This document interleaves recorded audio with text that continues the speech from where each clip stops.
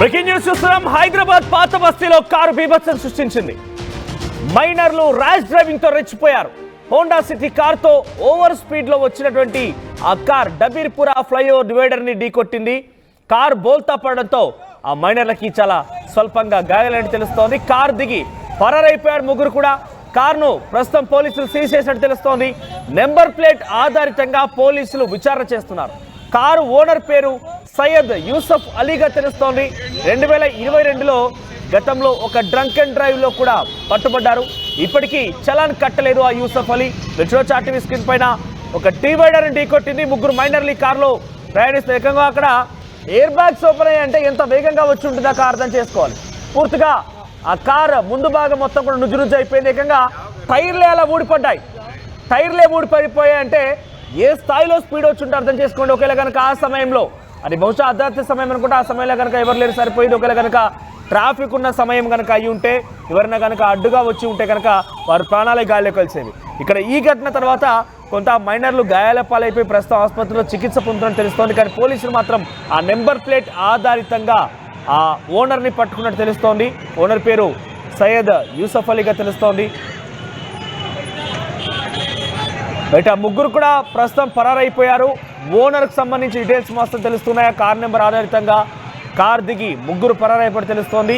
మీరు కారు భాగం చూస్తే కనుక ముందు భాగం పూర్తిగా నుజ్జు అయిపోయింది. కార్ గ్లాస్ ముందు భాగం పగిలిపోయింది. చాలా దారుణంగా చూడండి. ఇక్కడ కార్ ముందు బంపర్ కూడా పగిలిపోయింది. సో పూర్తిగా కార్లకు సంబంధించి 4 టైర్లు కూడా పక్కలకు వెళ్ళిపోయాయి. అంటే కార్ ముందు టైర్లు కూడా విడిపోయాయి. సో చాలా డేంజరస్ యాక్సిడెంట్ ఇది. ఇక్కడ మీరు చూడవచ్చు టీవీ స్క్రీన్ పైన ఆయనే గతంలో అంటే కార్ ఓనర్ ఆయనే సయ్యద్ యూసఫ్ అలీ, ఆయనే కార్ ఓనర్. దానికి సంబంధించి ఫోటో మీరు టీవీ స్క్రీన్ పైన చూడవచ్చు. ఆయనదే కార్, కానీ ఆ సమయంలో ఆయన కార్లో ఉన్నారా లేదా అనేది కొంత సస్పెన్స్గా ఉంది. కానీ ముగ్గురు మైనర్లే ఈ కార్ డ్రైవ్ చేసి ఉంటారని చెప్పి తెలుస్తోంది సమాచారం. యాక్సిడెంట్ కాగానే వెంటనే అక్కడి నుంచి పరారైపోయారు. ఇక ఆ ఘటన తర్వాత అక్కడి నుంచి కార్ని తొలగించి పోలీస్ అధికారులు అక్కడ ఆ రోడ్డుకు సంబంధించి కొంత ట్రాఫిక్ ఇబ్బందులు లేకుండా ప్రయత్నం చేస్తున్నారు. డివైడర్ని ఢీకొన్నారు. బహుశా ఈ స్థాయిలో యాక్సిడెంట్ జరిగిందంటే ఒక్కసారి ఆలోచన చేయండి ఏ స్థాయి స్పీడ్లో వచ్చారనేది. డెఫినెట్గా ఇంత పెద్ద మొత్తంలో ఏకంగా ఎయిర్ బ్యాగ్స్ ఓపెన్ అయ్యేంతలా వాళ్ళు యాక్సిడెంట్ జరిగిందనంటే ఇంచుమించుగా ఒక 100 స్పీడ్ పైబడి ఉంటేనే ఇటువంటి యాక్సిడెంట్ జరిగే అవకాశం ఉంది. ఇక పైన కూడా బంపర్ ఊడిపోయినటువంటి ఆ దృశ్యాలను చూడవచ్చు. సో వెనకాల భాగం ఊడిపోయిన తర్వాత పోలీసులు దాన్ని మీద పెట్టేశారు. ఒకసారి ఆ సంఘటన స్థలం తర్వాత కొంతమంది వ్యక్తులు మాట్లాడుతున్నారు. వారు ఏం మాట్లాడుతున్నారు చూద్దాం.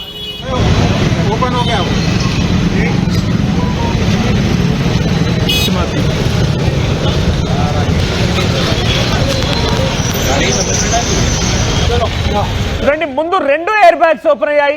2 ఎయిర్ బ్యాగ్స్ ఓపెన్ అయ్యాయి అంటే అర్థం చేసుకోవాలి అక్కడ యాక్సిడెంట్ తీవ్రత ఎలా ఉందనేది. సో అందులో ఉన్నవారైతే ప్రస్తుతం ఎక్కడున్నారనేది మాత్రం కొంచెం సస్పెన్స్గా ఉంది. ముగ్గురు మైనర్లు అయితే పరారులో ఉన్నట్టు తెలుస్తోంది. మరి పరారులో ఉన్నారో ఎవరైనా తప్పించారని తెలియదు, కానీ ముఖ్యంగా వాళ్ళైతే కనిపించడం లేదు. ఈ స్థాయిలో యాక్సిడెంట్ జరిగిందంటే చెప్పినట్టుగా చాలా పెద్ద మొత్తంలో గాయాలయ్యే అవకాశం కూడా ఉంది. సో అక్కడ బై గాడ్స్ గ్రేస్ ఎవరు కూడా లేరు కాబట్టి వారు ప్రాణాలు దక్కించుకోగలరు. లేదంటే ఈ యాక్సిడెంట్ కారణంగా ఎవరైనా కనుక అడ్డు వచ్చినా ఇంకెవరైనా ఢీకొన్నా కూడా డెఫినెట్గా వారి ప్రాణాలు గాల్లో కలిసేవి. చాలా తీవ్రత కనబడుతుంది. ఆ కార్ దృశ్యాలు మనం చూస్తే అర్థం చేసుకోవచ్చు యాక్సిడెంట్ ఎంత డేంజరస్గా జరిగిందనేది. మరిన్ని అప్డేట్స్ మా ప్రతినిధి దేవిక అందిస్తారు. దేవిక, ఏం జరిగింది ఈ యాక్సిడెంట్లో? ఎవరెవరు కారకులుగా ఉన్నారో వారికి సంబంధించి డీటెయిల్స్ ఏంటి? హైదరాబాద్ పాత బస్తీ డబీర్పురా పోలీస్ స్టేషన్ పరిధిలోని ఫ్లైఓవర్ పై హోండా సిటీ కార్ బీభత్సం సృష్టించిందని చెప్పొచ్చు. ఓవర్ స్పీడ్ తో ఫ్లైఓవర్ పైన డివైడర్ ను ఢీ కొట్టంగానే ఒక్కసారిగా కార్ పల్టీ కొట్టిన పరిస్థితి మనం చూడొచ్చు. ఆ కార్ ఎంత దారుణంగా ముందు భాగం మొత్తం కూడా నుజ్జు అయిన పరిస్థితి మనకు కనిపిస్తుంది. అందులో ఉన్న ఎవరైతే యువకులు ఉన్నారో వాళ్ళకి ముగ్గురికి కూడా స్వల్ప గాయాలైనట్టుగా కూడా తెలుస్తుంది. వాళ్ళు పరారీలో ఉన్నట్టుగా కూడా చుట్టుపక్కల వాళ్ళు చెప్తున్న పరిస్థితి. రాత్రి సమయంలో జరగటంతో పెద్దగా ఎవరికి కూడా గాయాలవ్వని పరిస్థితి. ఒకవేళ గనక మామూలుగా జనాలు తిరుగుతున్న టైంలో గనక వీళ్ళంతా ఓవర్ స్పీడ్ తో వచ్చుంటే గనక ప్రమాదం జరిగి ఉండేది.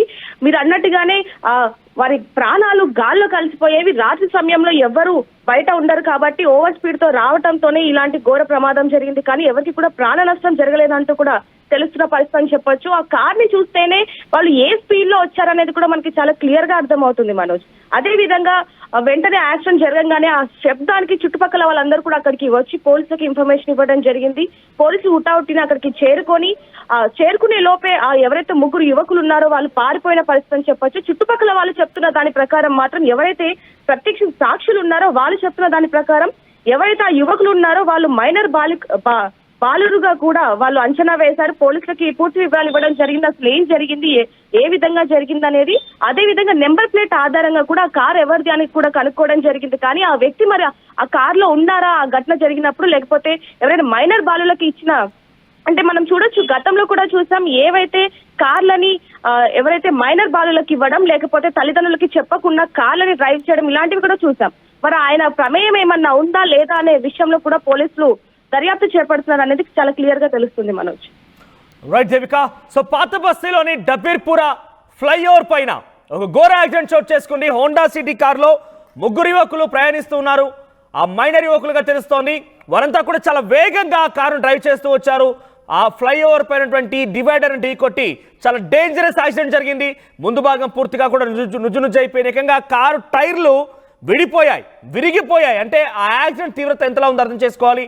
ఎయిర్ బ్యాగ్స్ ఓపెన్ అయిపోయాయి. చాలా డేంజరస్ యాక్సిడెంట్. సుమారుగా 100కు పైగా స్పీడ్లో ఉన్నట్టు తెలుస్తోంది. అయితే బేసిక్గా పోలీసులు పదే చెప్తున్నారు, మైనర్లకి కార్లు ఇవ్వకండి, బైక్స్ ఇవ్వకండి. యాక్సిడెంట్ జరిగితే మీ పిల్లల ప్రాణాలతో పాటుగా ఎదుటివారి ప్రాణాలు కూడా కోల్పోయే అవకాశం ఉంది. చాలా తీవ్రంగా శిక్షిస్తాము. మైనర్ పిల్లలు కనుక మీరు వెహికల్స్ ఇస్తే మీరు శిక్షకు అర్హులు. తల్లిదండ్రులపైన కేసు నమోదు చేస్తాం, తల్లిదండ్రులు అరెస్ట్ చేస్తామని పదే పోలీసులు ఎంతలా చెప్తున్నా కూడా ఈ పద్ధతి ఇంకా మారడం లేదు. గతంలో కూడా ఔటర్ రింగ్ రోడ్ ఎగ్జిట్ దగ్గర ఒక మైనర్ బాలుడు చాలా వేగంగా డ్రైవ్ చేస్తూ వస్తున్నాడు. అంతలోనే ఒక అమ్మాయి, సిబిఐటి కాలేజ్ చదువుతున్నటువంటి ఒక అమ్మాయి, ఇంజనీరింగ్ చదువుతున్నటువంటి ఒక అమ్మాయి త్వరలో ఒక నెల రోజుల్లో మంచి ప్యాకేజ్తో జాబ్ కూడా ఎక్కాల్సి ఉంది. అలా ఫ్రెండ్తో సరదాగా ఇంటికి వెళ్ళి బయటకు వస్తున్న నేపథ్యంలో ఆ వ్యక్తులను ఢీకొంటే స్పాట్లోనే మరణించింది. గతంలో కూడా ఇటువంటి యాక్సిడెంట్ చాలా చోటు చేసుకున్నాయి. మీరు అత్యుత్సాహంతో చాలా ప్రేమగా మా పిల్లవాడు ఏడుస్తున్నాడే, మా పిల్లవాడు పార్టీకి వెళ్తున్నాడే, మా అబ్బాయి వేరే దగ్గరికి వెళ్తున్నాడని చెప్పి రకరకాల ప్రయత్నాలు చేసి మీ పిల్లవాళ్ళని మీరు బుజ్జగించండి. అంతేకాని మీ బుజ్జగింపు, మీ యొక్క గావరం, అంటే మీరు మీ పిల్లవాడి పైన చూపించే ప్రేమ ఎదుటి వాళ్ళ ప్రాణాలు తీస్తోంది. మీరు మీ బాబుకు బైక్ ఇవ్వాలి, కారు ఇవ్వాలని చెప్పి మీరు సరే పోనీలో ఏం కాదు పర్లేదు అనుకుంటే కనుక ఆ యొక్క చిన్న నిర్లక్ష్యం ఎదుటివారి ప్రాణాలపై తీసుకొస్తున్న పరిస్థితి కనబడుతోంది. ఇప్పుడు అటువంటి ఘటన చోటు చేసుకుంది. ఇక్కడ ఎటువంటి ప్రాణాపాయం జరగలేదు, ప్రాణాలు కోల్పోలేదు. కానీ ఆ కార్ పరిస్థితి చూస్తుంటే ఒకవేళ కనుక ఆ సమయంలో ఎవరు కనుక ఉంటే వారి ప్రాణాలు డెఫినెట్గా గాల్లో కలిసేవి. సో ఆర్టీవీ అక్కడ కనిపించిన నెంబర్ ప్లేట్ ఆధారితంగా ఆ వ్యక్తి ఎవరి కార్ అయి ఉంటుందని పరిశీలిస్తే కనుక ఆ కార్ సయ్యద్ యూసఫ్ అలీ అనే ఒక వ్యక్తి కారుగా తెలుస్తోంది.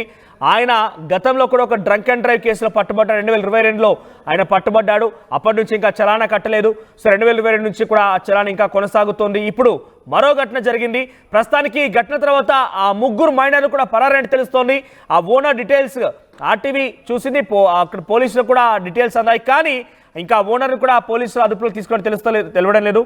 సో అప్డేట్స్ తెలియాల్సి ఉంది. వారి పరిస్థితి ఎలా ఉంది, వారిని తప్పించారా, వారి పరిస్థితి విషమంగా ఉందా? ఈ యాక్సిడెంట్ చూస్తుంటే డెఫినెట్గా చాలా తీవ్రమైన గాయాలై ఉంటాయి.